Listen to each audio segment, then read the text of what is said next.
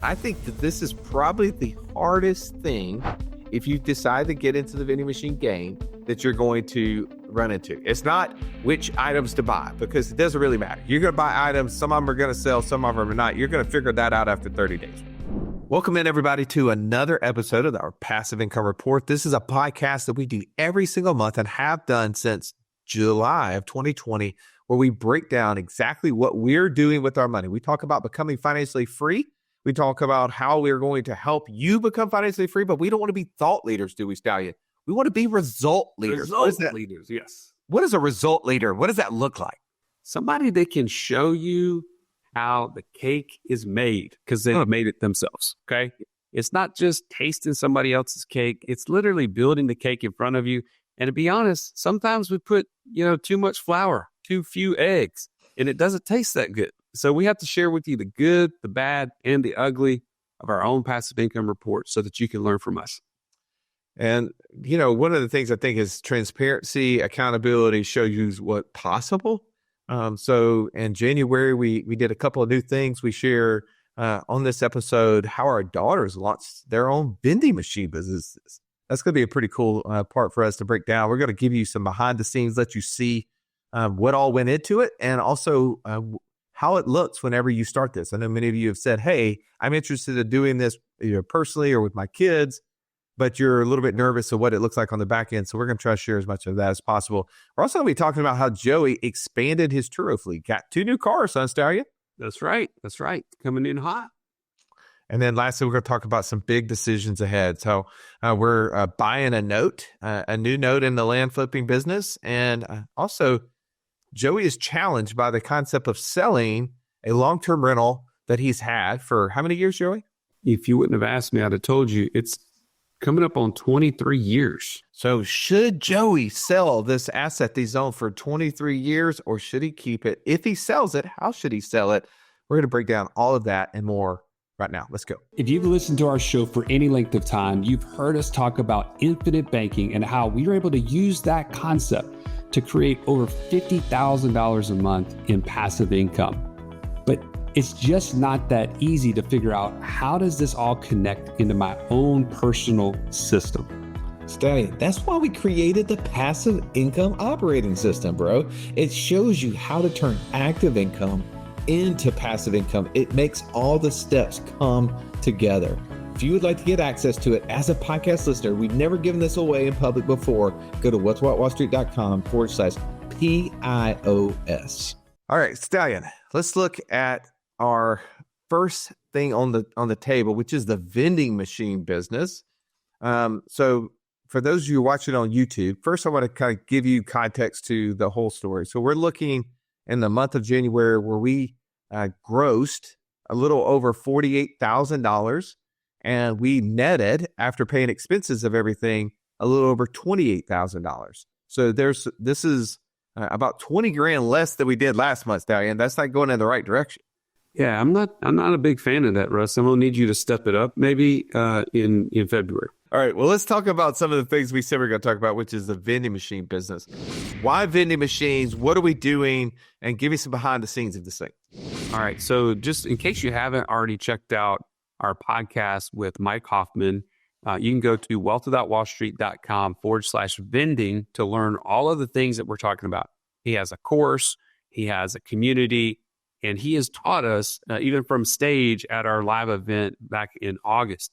And the bottom line about this is the technology in the vending space is nothing like it used to be when you were growing up, with the quarters and the nickels and putting them in the slot and having the little turnstile that pushes the food out to the thing and falls crashing down into the little thing. You put your hand in. That is all antiquated technology. The technology today is a refrigerator that you tap your phone or your credit card. You open up the whole thing. You grab whatever you want, and the AI cameras charge your credit card on the way out. Now, why is that important, Russ? Because now this has become not a route that you have 10 vending machines and you have to go check on every week to make sure that they're full. You literally have the technology, the behind the scenes technology that literally show. Should I show everybody what this looks like, Russ? Yeah, I think it's helpful. I mean, I think that's the benefit of watching live, right? All right. So this is what we look at now when we look at our vending machine. It tells us how many sales we have, how many transactions, what's the average transaction. The average transaction on one of those little turnstile vending machines, what do you think that used to be, Russ? I'd say it's equal to one item, whatever one item was, because I mean, you're going to put your money in there. You're going to press the 3-digit code, and then you're going to stick your arm in there. You're going to get your watch called on the inside of that little arm thing. And you're going to be like, enough's enough. I'm done. Exactly. But we're now averaging almost $6 per transaction. And that's because of the ease of use, the fact that you're using a credit card. I mean, you don't have to have the actual physical change or dollars in your pocket. It's a game changer. And not only that, you can scroll down here. I'm showing you, if you're not looking, I'm showing the actual dashboard of our machine. It tells you what are your top selling products. So now I know exactly which ones to keep in stock and which ones not to worry so much about. All right, so I'm gonna press pause 1 second. We jumped ahead just a second as to what we're doing and how it works, but we did talk about why. And I think that this is the more important part that I don't ever want us to forget. I mean, Simon Sinek did a pretty darn good TED Talk about it. Actually, one of my daughters is having to do a report on a famous speech from history, and I gave her Simon Sinek's TED Talk as the example. So start with why. It's important as to why we're doing this. Why do you want to become financially free? It's probably so that you can do something as a result of what that financial freedom provides for you. Well, why do you and I want to provide financial freedom for our daughters? Why do we want to help them understand how to become financially free? Well, it starts by teaching them how businesses operate. Correct. What a cool thing. So oftentimes right now, we're in a world where people have forgotten what supply and demand even means, right? Like socialism has confused the mind, right? Like inflation is a result of too many dollars chasing too few goods. If we create and increase production, those dollars, right, chasing those goods will mean prices can come down. That's basic macroeconomics. Well, one of the things we're able to teach our daughters is that, hey, we create this vending machine. We go in there and the world is going to tell us what the price of things are. Who sets the price of items, Joey? The consumer. The consumer always sets the price. They vote with their pocketbook, as they say. Exactly. So one of the things we're teaching them is both macro and microeconomics in action, right? We homeschool, but books, doesn't necessarily translate to life as well as when you take that concept that you learn at home and then you go apply it in the world. You get to see what items are people buying. When do they buy? Like, what are their preferences? What are the things that they don't buy? And then you start asking questions like, hey, what do you think we should do with this whole sleeve of RX bars? Because nobody's buying them. Yeah. By the way, I told I got us 2 different versions of RX bars because I probably eat 8 RX bars in a week. I do. I love protein bars. And unfortunately, people living at this apartment complex could care less about a protein bar. They're like, no, give me a Twix, give me some gummies. Dr. Pepper. Yeah, Dr. Pepper, like all the things that I don't eat. But that's the beauty is that like I'm not serving me. I'm serving that customers who are learning about them. So it's important, I think, for us to help them understand how this works. They're able to earn money in it. They're able to learn how money works. They're able to understand inventory management. There's so many things. Okay, I'll let you go back to numbers in 1 second. But before we got there, we had to find the right location. And I think that this is probably the hardest thing if you decide to get into the vending machine game that you're going to run into. It's not which items to buy because it doesn't really matter. You're going to buy items. Some of them are going to sell. Some of them are not. You're going to figure that out after 30 days. We're figuring it out. And we'll just eat or drink or give away whatever items that are not selling. That's not a hard thing. But it's finding the location, isn't it, Stallion? It is. And I will say this, through this Vendingpreneur program that Mike Hoffman does, he actually has a call team that they're making outbound calls on your behalf and finding locations that are saying, yeah, I would like to talk to somebody about a vending machine in our location. But then from there, you have to go on those meetings. You have to go meet the people on site. You have to go onto the website where they give you the data to find out who they've called on your behalf. That's right. Yeah, it's important to do that too, Russ. I didn't mean to leave that detail out. But once you go there, you're going to start. I mean, you talk about teaching your daughters, right? My daughter and I went to one of these locations, and man, we were treated second class, second rate. What do you mean by that? I've heard you say that twice now. Break down what that even means. It was, hey, we set an appointment with you, but oh yeah, by the way, we're busy. We can't talk to you. Let me get one of our little minions over here to show you around the location. It was one of those moments for me as humbling. It was like, hey, we don't think vending is that important, so we're gonna just like shove you off, even though we all agreed to a time to meet up so that we could talk about it. I think the reality is that vending doesn't provide income to them. Correct. And anything that doesn't provide income to you in your business is probably less important than things that does. I think that's a good mind shift set that you have, is that you go in realizing that right now you're going in as a nuisance. Your goal is to help them see the nuisance becomes a value add. Hey, I'm not going to put money in your pocket, but what I can do is help you avoid spending money. Do you guys ever spend money? Do you ever have complaints from people? Do you ever have this issue or that issue? My job is to help solve at least some of those, and here's how I do it. Right. But the point is it's not the biggest priority. So you're sitting there like, I'm trying to get this location, and they're like, yeah, we'll get back to you. Call me the day after. No, so it's one of those things you got to push through to find the location. Persistence. Second thing is, do they have, just because there's a lot of people in one area doesn't mean that you can put a vending machine in a location that people will see regularly. Like, for instance, when I talked to Mike about this, he said, dude, don't put it near the pool. They always want you to put it near a pool. It's the worst place to put your vending machine because it's just so seasonal that you will never have people go out to the pool in the middle of the winter. You need it to be somewhere where people regularly go, and not just the people that want to swim. You got to have the people that, are consistently going to the same place. So he always recommends like a place where they're getting their mail, right? With people where they get their Amazon packages. If there's a location like that, if they go to everybody's individual door with the mail, this is a potentially bad location for your vending machine. Well, because it's all about traffic. It's all about location. You literally have a piece of real estate and you need people to see it. If they're not going through it, going around it, they're not going to buy from it. And also we've learned over time is that you need to have facilities that have enough foot traffic. So we've already heard from several members who try to put a location into places that only had like 50 to 100 people. It just was not enough to make the deal. I think the one that we started out with is probably on the low end. We have about 225 doors at this apartment complex. So the most ideal one would be if that 225 doors, they had to walk through one door to get to those 225. So if you're in one of those luxury apartment complexes where in the lobby you could put like one of those micro marts. You know how whenever you check in at your favorite Hilton or Marriott or whatever, generally just next to the front desk, there's kind of like this open bevy of just terrible snacks and drinks, and your kids are asking you, hey, can I get one of those $7 ice cream sandwiches out of the cooler?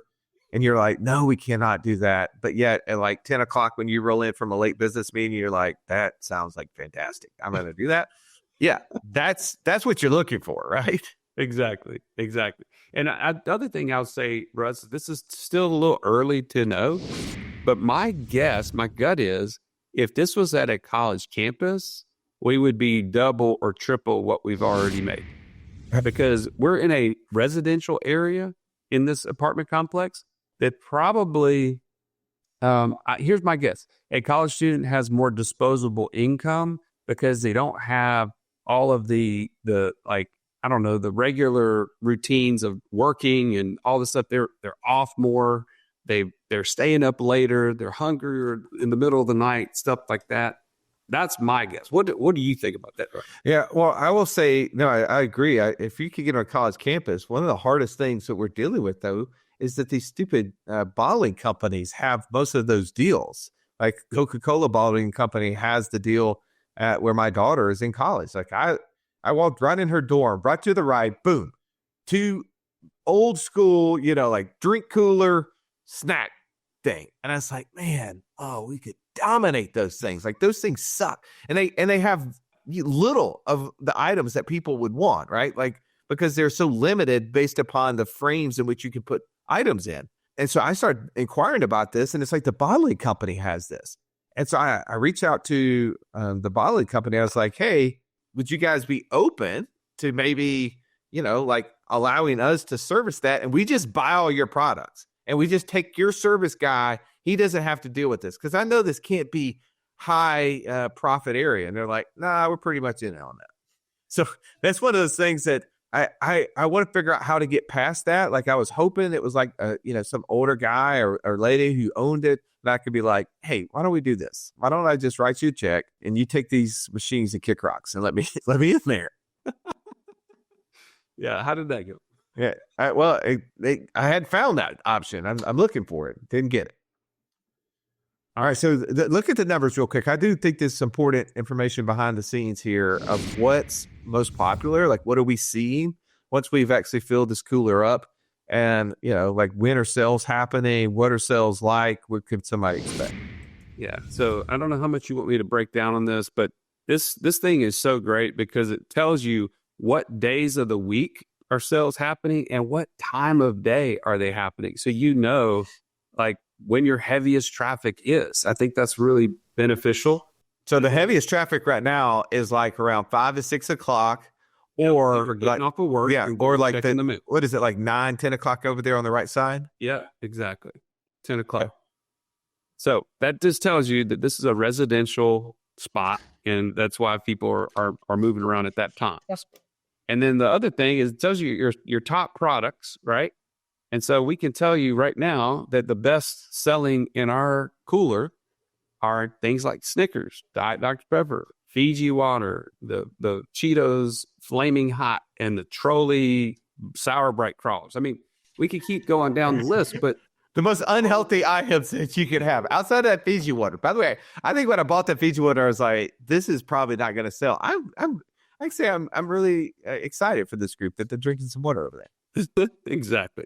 So, but I'll mention this. One of the people in our community made this comment. They surveyed the people that they were going to be serving in one location and said, hey, what kind of items would you like? And they all said they wanted the healthy snacks. And whenever she put all the things in the vending machine that were healthy, nobody bought them.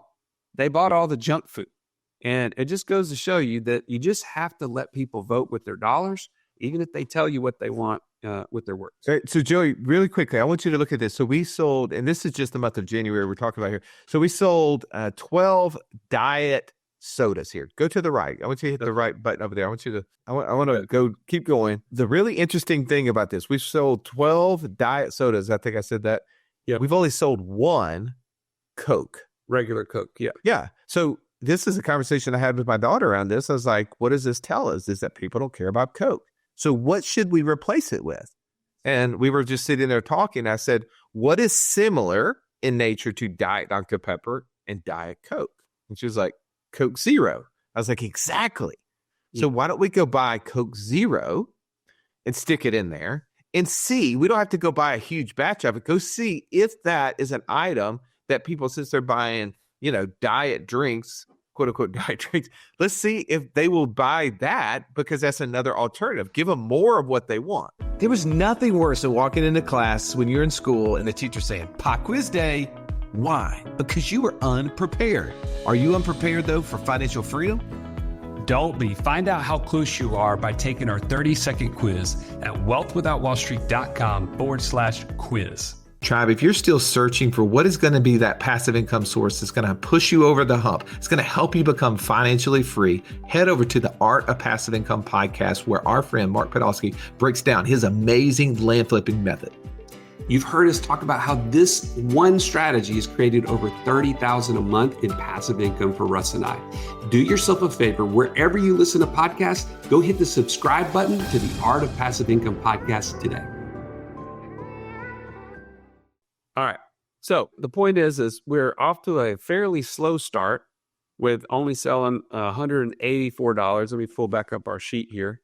$184 gross revenue, but we also didn't start immediately in January 1st. It was about the 7th or so, and netted out $104.96. Now, there are some labor costs in there that we aren't able to calculate immediately. We're going to be adding those in months to come. But our daughters really want those labor costs to be added in, Trout. They're ready for that labor cost to be added in. Exactly. Hey, we've incurred it. We just haven't paid it yet. How about that? So we're not hiding dollars, but also I think that this is just an example of starting any business. So whenever you're starting a business from scratch, you're always going to experience a startup cost. Exactly. And for some people, they want to go buy one. So maybe you find somebody out there that already has a vending machine business and you just go buy it from them and not have to start it from scratch. Exactly. Now, let's transition real quick, Russ, into the Turo space. Okay. So if you haven't already been paying attention, we've done many podcasts on this. If you go to wealth.wallstreet.com/cars, you can learn more about how the Turo business works. Specifically, Aubrey Janik is an expert in this space who has been teaching people. She has a course. You can find it there. And this is the thing that kind of shifted my mindset when I met Aubrey last year, is that we were doing things wrong. Russ started out by buying a new truck and trying to put it on Turo. And what happened? It immediately depreciates. It immediately gets just, worked and abused. All the things like, you've rented a car before. You know what you do in a rental car. You know what you don't tell them you do in a rental car too. Yeah, all of that and more happened to this truck. Exactly. So what Aubrey talks about is, man, you need to buy something in the $5,000 to $7,000 range that still has already been depreciated and be able to just use these economy cars. I'm talking $50 a day kind of cars that people are in high demand for these types of vehicles. So I'm like, wait a minute. Okay, I need to figure out if we can do this. I already had my minivan that we weren't using that was put on Turo, and it was doing really well. And I was like, well, let's see if we can expand the fleet. So I went to look for it in our local market. And there's some Facebook Marketplace deals out there. To be honest, I'm not the most mechanically inclined guy. I know that's a shocker to most of you. But I would have really wanted to have like a on-site mechanic to come check those out with me. And I just couldn't figure out those details. Okay. So what I did is I went to an old company that I bought cars from years ago that's local. I had good experience with them on the used car side. And I went to them and just told them my business plan. This is what I want to do. I want to find something in that $5,000 to $7,000 range and under 100, right around 100,000 miles or less, and something that's in the 2016 or newer range. And there's a reason for that, because if you go older than that, Turo is now limiting 12-year-old cars and older. And so if you want something to be able to return over a couple of years, 2 to 3 years, you got to have the right age of car. So just keep that in mind. And Aubrey's course teaches you all this stuff. So anyways, long story short, they had 2 Nissan Sentras that were available, and they had just had new transmissions put in them. They're 2016 and 2017, less than 100,000 miles. They're like 90,000 or so. And I was able to get those for $8,500 a piece. Now, those are a little bit more than the $7,000. But I was about to say, wait a second. You said I'm looking for 5 to 7, and now here you are at $8,500. Well, I'll just tell you, on the retail market in this case, like our wholesale, because he was able to, they were actually more than that. I got them for less, but because I bought 2 at one time. But the issue is, man, if you're going to try to find something that's 5 to 7 in a retail market where you're not doing all of that research, like I think most people would do on the Facebook Marketplace, I was paying a little bit more in order to have like a little bit more of a convenience factor, and also be doing business with somebody that I trusted. Okay. So I'm going to try to give you some data here. Looking at Turo's most recent stats in 2025, they're actually backing up what Stallion saying here. They're saying that the economy segment, and they gave examples of the Fiat 500 or the Kia Rio, those vehicles are bringing in the highest return on investment of all the cars out there. They're actually as high as 178% on the Fiat and 138% on the Kia. Now compare that. If you look down here, like somebody like me, I was like, man, I want to go buy something fun. right? Like, let me go buy like a Porsche, right? Like we actually bought an Audi and a pickup truck. But let me buy something fun. The sports car is only given a 72.5% return on investment. My guess is if you consider the depreciation, which I know these numbers don't consider, those numbers are way out of line. Exactly. And it also, my guess is you're going to be way more upset when somebody trashes your Porsches than they trash your little Nissan Sentra. 100%. In fact, it's funny you brought this up. There was a guy down the street from me that had a Porsche that was for sale. And I was like, ooh, it's used. And it was going to be, man, this thing will bring in the dough. And I was like, no, I got to hold off because it's not the investment that I want to make. It was never going to return as much as these are because they'd already been depreciated. And like I said, they're just in higher demand. So long story, I'll tell you the lessons. You can look on a report and you say, wait a minute.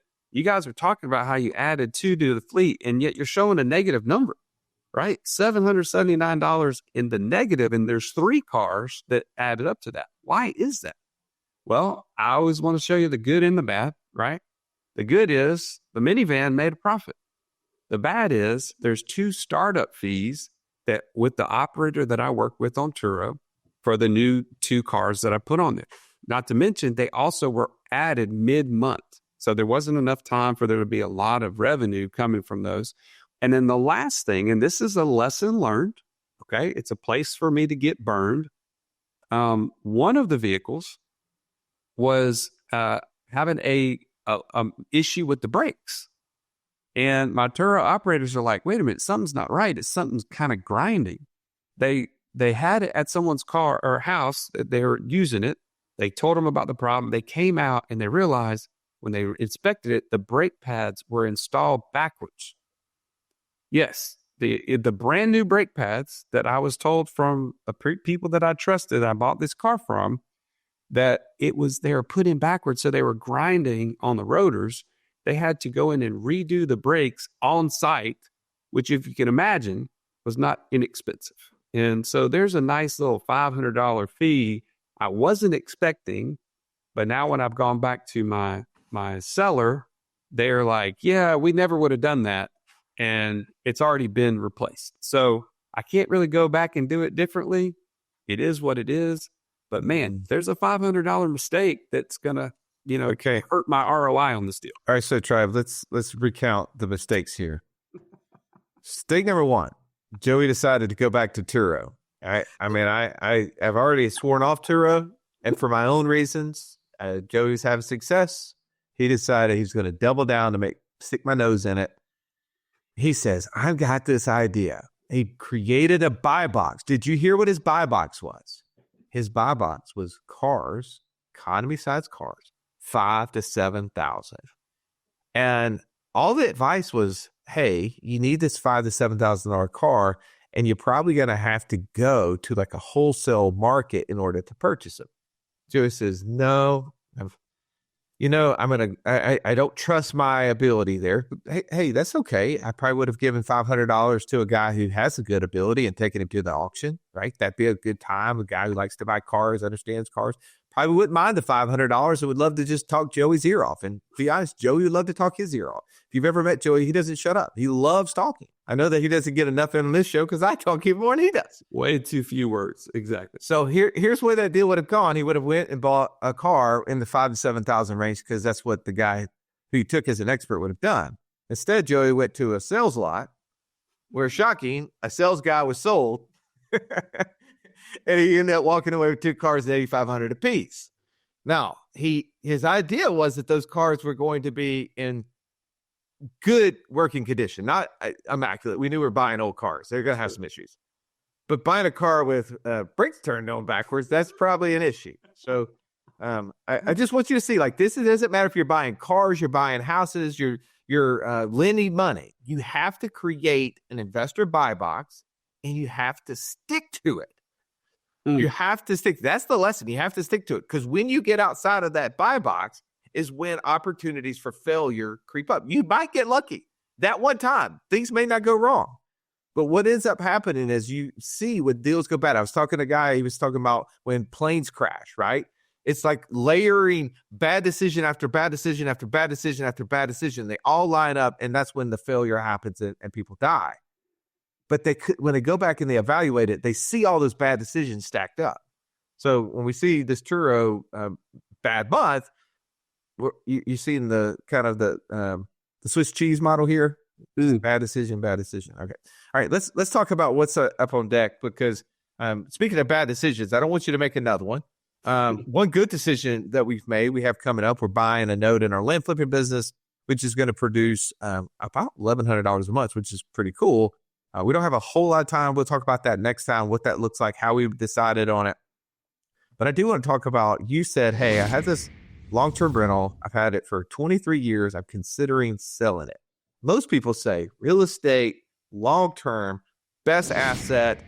Everybody we talk to in the flipping world always, we said, what would you go back and not do if you could? And almost all of them say, I wouldn't have sold those properties. I would have held on to them. So you're considering selling it. Tell us why, and let's consider all the options available to you. All right. So number one, as the cost of everything is going up, my condo association dues are going up.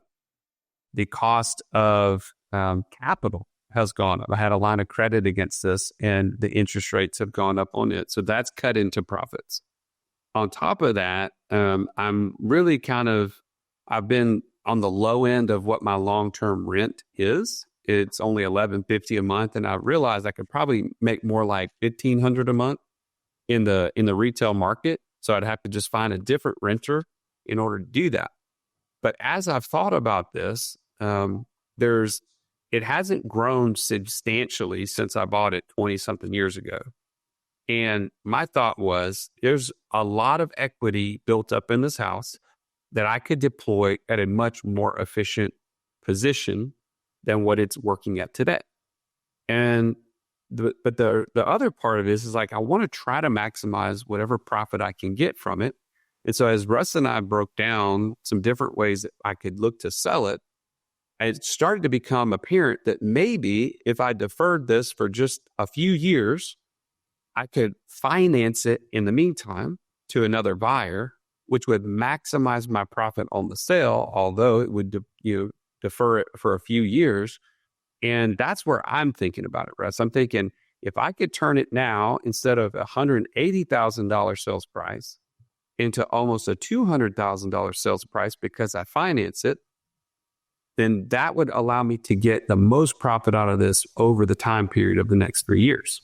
All right. So I want to ask you a couple of questions, and I think I probably asked you this in the past, but for the sake of the listener, they didn't get to hear it. Have you considered just taking a bigger loan against it, right? You said you have a line of credit against it, but if you have all this equity, there's an assumption there that you could expand the cash equity in it, get that out while still keeping the property. Then you get the money and you get the thing of it. It's like the double dipping effect. We talk about that with infinite banking. We don't have to get one or the other. We get both, right? Right. Have you considered that? And if so, what makes you say, no, that's not a better option for me? Well, the reasons why that doesn't make a lot of sense in this case is, number one, financing condos is a lot more difficult than a traditional house. They are not as easily financeable. And that's also another reason why I wanted to offer owner financing, by the way, because I think it would make it more attractive to a buyer. Number two, the interest rate environment we have today is substantially higher than what it was when I bought it. And so what we would be doing by borrowing out as much as I could, let's say 80% of the new price, I would have some capital in my pocket, but I would be in a negative cash flow position, even if I could negotiate a higher rent every month with a different tenant. All right, hold on. Two things are working against me. I would press pause there. So you go back to the home equity line company and you say, hey, I want to expand it from 20,000 to 100,000. Let's just pretend that's the numbers. Mm-hmm. That they're going to say, yep, you can do that. Potentially. I don't know. Maybe you can.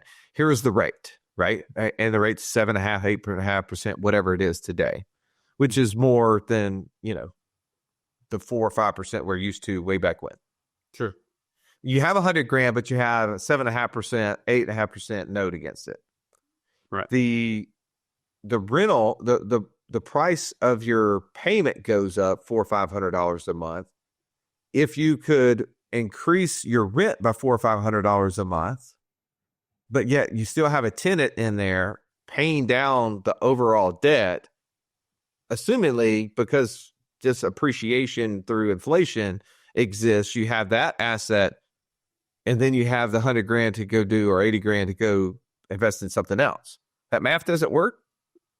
The other underlying part of that, which you're having to bank on, is the appreciation, right? And I have owned this thing for a long time, and it has only increased about $50,000 in the last 20 something years. You bought it at what year?